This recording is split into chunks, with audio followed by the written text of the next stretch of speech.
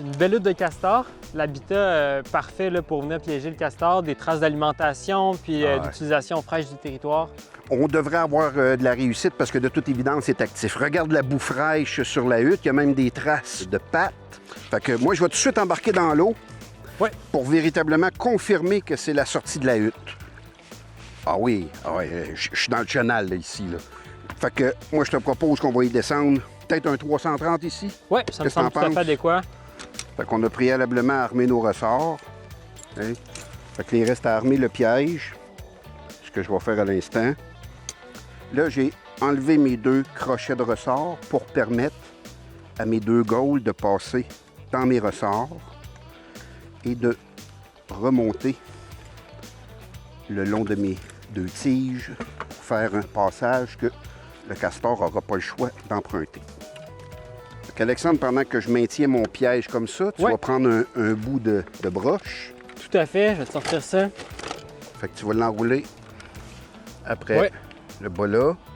Donc, tu comprends le principe, Alexandre, en serrant cette broche-là solidement. Tu viens presser les 2 morceaux de bois sur les ressorts du piège, emprisonnant les crochets de ressort qui ne peuvent pas revenir nuire au mécanisme. On rappelle qu'on garde tout le temps la sécurité dessus quand on manipule le piège. Jusqu'à toute fin. Tout est bien attaché, Alex, tout est solide. Oui. Donc ici, avant de le descendre sous l'eau, j'enlève délicatement la barrure. Ici, prudence, parce que le piège est fonctionnel.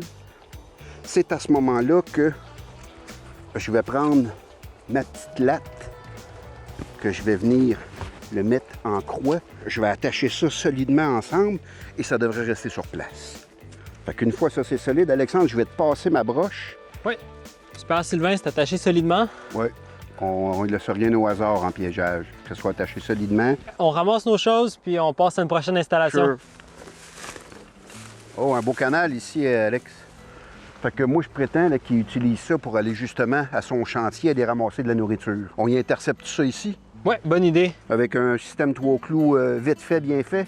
On veut que le piège descende le plus profond possible, mais qu'il ne passe pas par-dessus. Non, ni sur les côtés. C'est bon.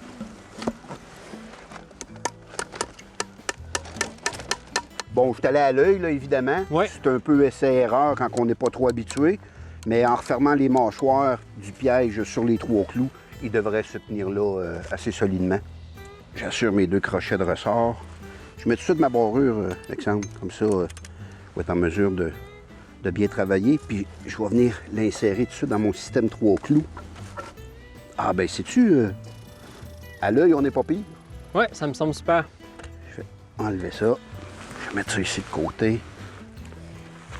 Si mon piège maintenant est fonctionnel, je le descends dans le milieu du chenal le plus possible.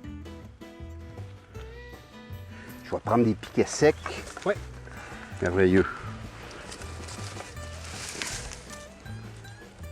C'est juste pour bien fixer mon montage. Tu sais, quand je dis système 3 clous, c'est vite fait, bien fait.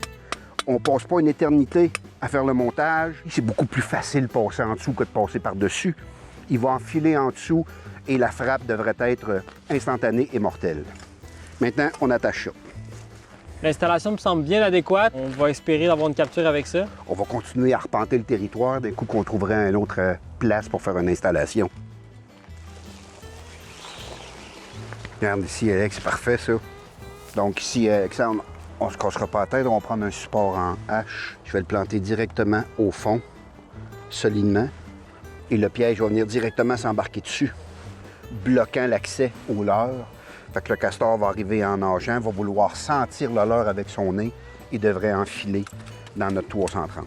Je vais te passer le filet d'acier pour l'attacher éventuellement. Je fais ma barrure. Je fais mes crochets. Je vais le descendre directement ici. Je vais relever un peu mes ressorts. Je vais venir lui mettre quelques petits piquets de bois sec de chaque côté. Ça. Certaines personnes vont aimer le camoufler aussi. Ils mettent quelques brindilles. On va l'attacher à cet arbre solide-là. Parce que la dernière intervention, on va mettre le leurre, ensuite de son kit.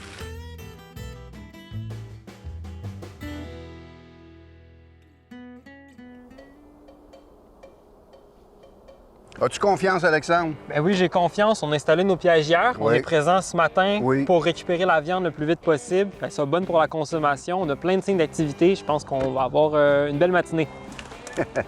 Ah ben Sylvain, je pense que notre technique 3 clous a fonctionné. Oui, je reviens pas. Ah, un beau petit castor, Alex. Super. On a une frappe absolument excellente, à l'endroit approprié. Un beau castor pour la consommation. Beau castor, il va être parfait, lui. Mais quel bel animal. Super. Merveilleux. On remplit notre carnet du piégeur, puis on s'en va dépioter ça pour récupérer la viande rapidement. On va mettre ça dans une glacière pour bien la conserver, puis ensuite de ça, tout de suite à l'atelier pour en faire le procédé d'épiautage. Super.